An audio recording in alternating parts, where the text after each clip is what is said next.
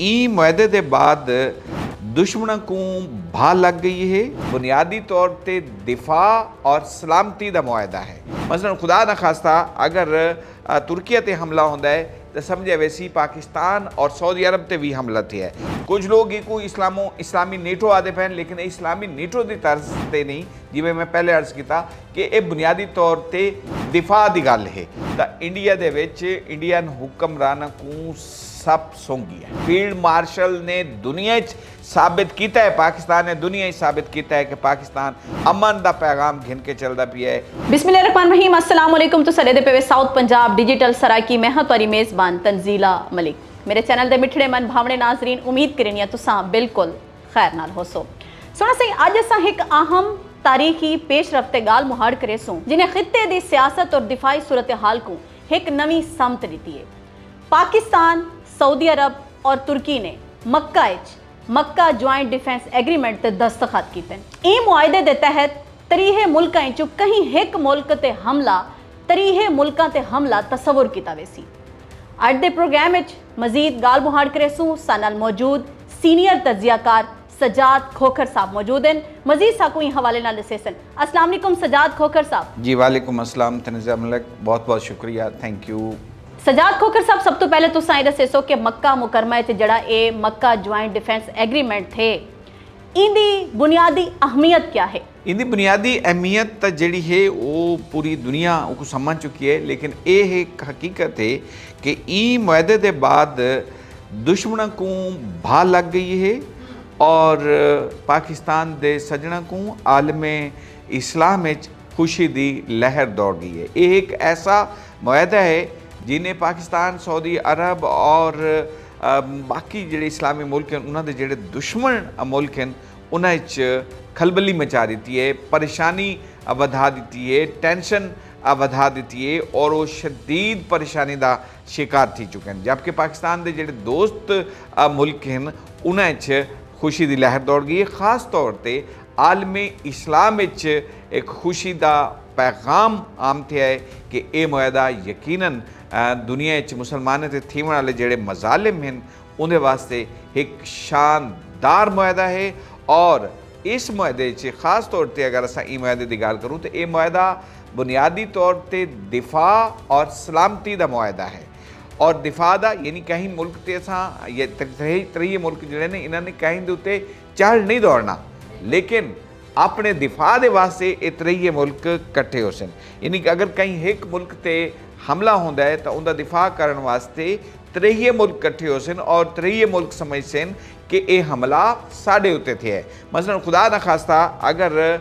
तुर्की ते हमला होता है तो समझे वैसी पाकिस्तान और सऊदी अरब ते भी हमला थे है। पाकिस्तान ते अल्लाह ना करे कोई हमला थींदा है तो सऊदी अरब और तुर्किया ये समझसी कि ये साढ़े उत्ते भी हमला है और इनका दफा मिल के किया वैसी। इनके कुछ अहम नुकात हैं, अगर मैं तो को इवें जी बिल्कुल दसा देवां। एक तो पहला सब तो बड़ा जो मरकजी नुकता है वो है कि कहीं एक ते हमला त्रिहा मुल्कों ते हमला तस्वर किया वैसी। दूजा है मुश्तरका दिफा और बहमी सलामती की कोशिश, बहमी सलामती वास्ते इकदाम किए वैसे और मुश्तरका दिफा किया वैसी। तीसरा अहम नुकता जोड़ा है वो है मुश्तरका दिफाई मनसूबाबंदी और राबता। चौथा अहम नुकता है दिफाई टैक्नोलॉजी तावन के जी टैक्नोलॉजी अगर तुर्की को है वो पाकिस्तान के नाल भी शेयर थी सी और सऊदी के नाल भी शेयर थी सी। और अहम गल ये है कि जिहड़ी टैक्नोलॉजी पाकिस्तान को है वो तुर्की नाल भी शेयर थी सी, वो सऊदी अरब नाल भी शेयर थी सी। ये है असल नुकता जिन्हें इसराइल को, भारत को और मुस्लिम मुल्कों के दूजे दुश्मनों को परेशान कर रखे है कि ये क्या थी सी। हुण बड़ी सलाहियत वाज़े कर देने हैं। पाकिस्तान एटमी कुवत, सऊदी अरब माशी ताकत, तुर्किया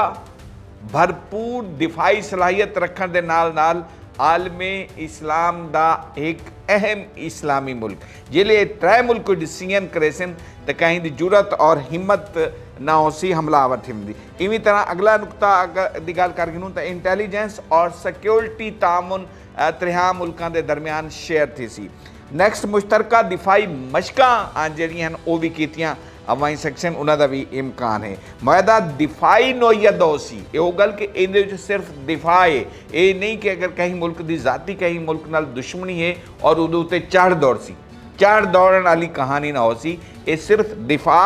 ਔਰ 63 ਮੁਲਕਾਂ ਦੀ ਸਲਾਮਤੀ ਦਾ मुआहदा है। मुआहदा दिफाई नोयत हो सी, इलाकाई अमन और इस्तेकाम भी इस मनसूबे का बुनियादी मकसद हो सी। यह सारा नुकता जिहड़ा इस खूबसूरत मुआहदा दा थी है, इहदे सारा क्रेडिट, इस सारा सेहरा पाकिस्तान दे फील्ड मार्शल सैयद आसिम मुनीर और वज़ीर आज़म पाकिस्तान मियाँ शहबाज शरीफ को वेंदा है कि उन्हों का ये इनिशिएटिव भी है, पहल भी है और ये शानदार मनसूबा इंशाअल्लाह होर ढेर सारियां खुशखबरियां घिन के आसी आलम इस्लाम के ते। अच्छा सर, ये दसो क्या ये जड़ा मुआहदा है ये तरीहे मुमालिक दे दिफाई ताउन दे माबैन है पिया, या वाला तुसा क्या समझदे वे कि ये दीगर मुल्कां दे फ्रेमवर्क दी बुनियाद भी है? अच्छा, ये उनकी बुनियाद भी को आख सकते हैं, लेकिन असा इको इब्तदा आख सकते हैं। आलम इस्लाम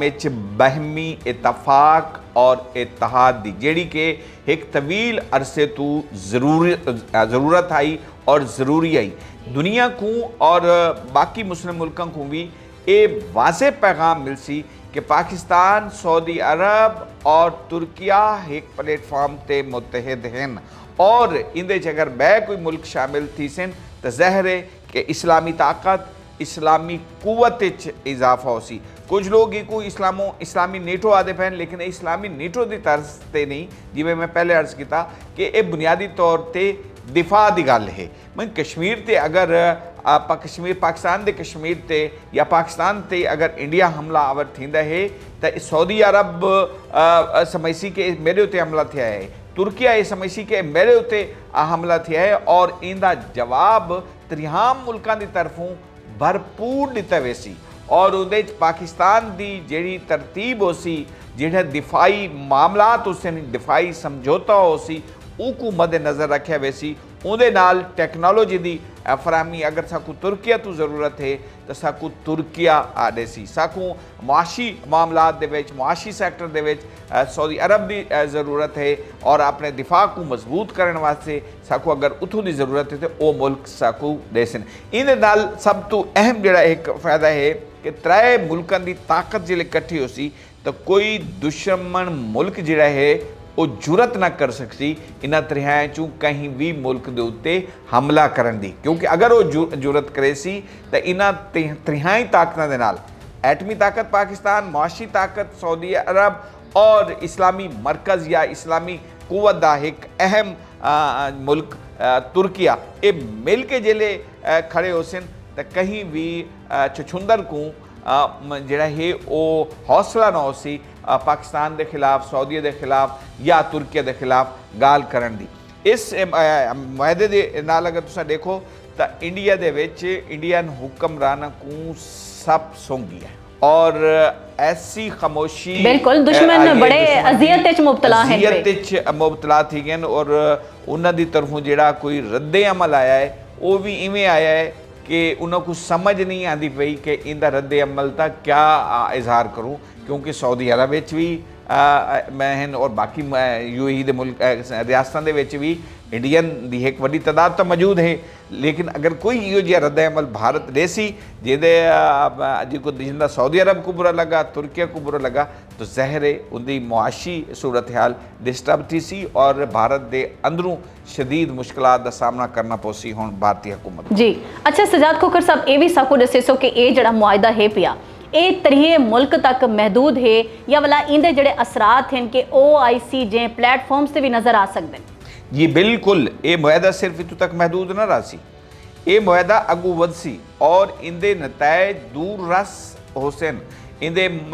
फायदे जिहड़े हैं इन्हें समरात जिहड़े हैं दुनिया के दूजे इस्लामी मुल्कों वास्ते भी सबक आमोज होसन और दुनिया के दूजे इस्लामी मुल्क जिहड़े हैं ई तर्ज ते मुआहदे करन ते मजबूर होसन या कम अज़ कम ई तर्ज ते मुआहदे करन दी अमली कोशिश करे सन और एडे किने है अजन हुणे मुआहदा थिया है, कल मुआहदा थिया है, आवन वाले चंद दिहाड़ों के उत्ते रह गए भी जिहड़ी इस्लामी रियासतां हैं, इस्लामी ताकतां हैं, इस्लामी मुल्क हैं ਉਹ ਵੀ ਰਿਕੁਐਸਟ ਕਰਦੇ ਪਏ ਹੋ ਸਨ कि साकू इन्हां मुआहदियां च शामिल किया वञे। इन तो पहले भी कुछ मुल्क आया हैं जिन्हां दी बाकायदा राय और मशवरा और रिक्वेस्ट ये कि वो पाकिस्तान जिहड़ा है उन्हां दे नाल भी मुआहदा करे, जिवें सऊदी अरब दे नाल मुआहदा कीता है। मुख्तलिफ मुल्कां दी मुआहदे दी दरखास्तां ऑलरेडी पाकिस्तान कोल मौजूद हैं, लेकिन हुण जिहड़ी ये त्रै मुल्कां दा दिफाई मुआहदा थी गया, इहदे बाद अगों इन्हां मुल्कां ने डिसीजन करना है कि किवें जोड़ना है ऐसा इस्लामी मुल्कां को, और ख़ास तौर पर जिथा जिथा इस्लामी रियासतां दे उत्ते तशद्दुद जुल्म और जबर होंदा पिया है उहदा किवें दिफा करना है। यह अगला सवाल और अगली स्ट्रैटेजी फिलिस्तीन जिहड़ा हमला होंदा पिया है उहदा किवें असां दिफा करना है। और अगर इन्हां त्रीए मुल्क मिल के बह के कोई एक डिसीजन कर दें या दुनिया की जिहड़ी ताकत हैं उन्हां को झुकण ते मजबूर कर देंदे कि भाई साहब ये जिहड़ा जुल्म है ये किने बंद करावना है, कश्मीर जुल्म किने बंद करावना है, फिलिस्तीन जुल्म किने बंद कराना है, लुबनान और बाकी इस्लामी मुल्कों के विच जिहड़े जुल्म की चक्की मुसलमान पिसदे पैन उनका किने बंदोबस्त करावना है, किने खामोश करावना है। ये आवाज़ असल बुलंद होनी है ई प्लेटफार्म तो आने वाले दिहाड़े जी मैं देता पिया इब्तदाई तौर पर अपना दिफा अपने मुल्कों का और उन तो बाद इस्लाम दा। और सब तो वड्डी एक नुकता जिहड़ा डिस्कस करने की ज़रूरत है वो है इस्लामोफोबिया दे खिलाफ आवाज़ चावना। इस्लामोफोबिया जितने अमेरिका है, कैनेडा है, दुनिया की बड़ी ताकत हैं, उतना इस्लामोफोबिया जिहड़ा फैलाया वेंदा पिया है मुसलमानों के खिलाफ, जिहड़ी नफरत फैलाई वेंदी पई है वो नफरत का खात्मा करना एक अहम नुकता है। इहदे विच सिर्फ इन्हां त्रै मुल्कों को नहीं बल्कि बई इस्लामी रियासतों को भी मुत्तहिद थी के मिल के लाहे अमल बनावना पौसी और इस्लामोफोबिया के खिलाफ थीवण वाली जिहड़ी कंपेन हैं इस्लाम के खिलाफ मुसलमानों के खिलाफ उनके उत्ते भरपूर रद्द अमल देवन की ज़रूरत हो सी। अच्छा खोकर साहब ये दसे सो जो हमसाया मुल्क भारत उन्होंने दी तां अच्छी खासी नींदर भी हराम थी चुकी हो सी और उन्होंने को ई मुआहदे के बाद मेरे को लगता है कि बहुत ज़्यादा अजियत मुबतला हो सन उन्होंने उत्ते क्या ये तुसा समझते वे कि सफारती तौर पर क्या असरात मुरतब थी सकते हैं। अच्छा तंजीला कल जिले मुआहदा थींदा पिया एक पासे ये मुआहदा थींदा पिया टीवी चैनल्स के उत्ते एक स्क्रीन ते फुटेज चलदी पियां इस मुआहदे दी, दूजी स्क्रीन ते फुटेज चलती पी आई दिल्ली डूब रहा है और ये तो एक एक्चुअल सूरत हाल है कि दिल्ली उवेले डूबदा पिया है और इतना मक्का मुआहदा थींदा पिया। ये हकीकत भी है कि ई मुआहदे के बाद वाकई भारत चुल्लू भर पानी भी हुण डुबण वास्ते तैयार थे पे और चुल्लू भर पानी जी मिसाल है डुबना उनके बिल्कुल 100% दुरुस्त है कि ई वेले भारत के हुक्मरान भारत की सियासत जमातां और भारत के जिहड़े वो लोग जिहड़े हमेशा पाकिस्तान के खिलाफ नफरत रखेंदे या पाकिस्तान के अंदर दहशतगर्दी फैलाते पे उन्हां को बड़ी तकलीफ थी है और इंशाअल्लाह उन्हां दी ये तकलीफ पाकिस्तान मज़ीद वधेसी। फील्ड मार्शल ने सबक सिखाया अफगानियों को, फील्ड मार्शल ने सबक सिखाया है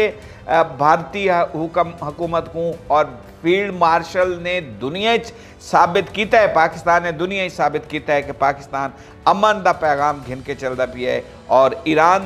के हवाले नाल बड़ा मस्बत मुआहदे करावन की कोशिश की, अमली कोशिशां कीतियां अमन के क्याम वास्ते। तो ये अमन के क्याम वास्ते पाकिस्तान की कोशिशां अपनी जहाज के उत्ते मौजूद हैं और इंशाअल्लाह जारी सारी रहसन। जितों तक इस मुआहदे की गल है तो बड़ा क्लियर है पाकिस्तानी दे उत्ते कि इस्लामी मरकज़ जिहड़ा सऊदीया है इहदे उत्ते कहीं भी सूरत हमला जिहड़ा है वो बर्दाश्त कोई नहीं, चाहे वो कोई भी मुल्क होवे। ठीक है, भारत तो अपनी तबाही के ध्याने है ही है, लेकिन इहदे नाल नाल कुछ होर जिहड़े साडे हमसाया मुल्क हैं उन्हां को भी इस मुआहदे दे उत्ते बड़ी तकलीफ है पई और इस तकलीफ मेरा ख्याल है कि साकू मिल के इस भारत की तकलीफ मज़ीद इजाफा करना चाहिए और दुनिया के मुस्लिम मुल्कों को मिल के इन तरह के प्लेटफॉर्म के उत्ते इकट्ठा थीवना चाहिए और ऐसे दुश्मन अनासिर जैसे शैतान हैं, भारत शैतान और इसराइल शैतान, इहो ॾुहाई शैताना दा मकूद ठप्पण वास्ते भी ज़रूरी है ई तरह दा दिफाई मुआहदा। बिल्कुल, बहुत शुक्रिया सजाद खोखर साहब, बेहद मशकूर हिस्से ॾाढी सोहनी गुफ्तगू की तुसां और मुआहदे दे बारे सारे ॾेखण सुनण वाले को तुसां तफसीली दसाया। जी सोना साईं, व तो इज़्ज़ु मन तशा व तो ज़िल्लु मन तशा। अल्हम्दुलिल्लाह अल्लाह रब्बुल इज़्ज़त ने पाकिस्तान को इज़्ज़त और तकरीम नाल नवाजे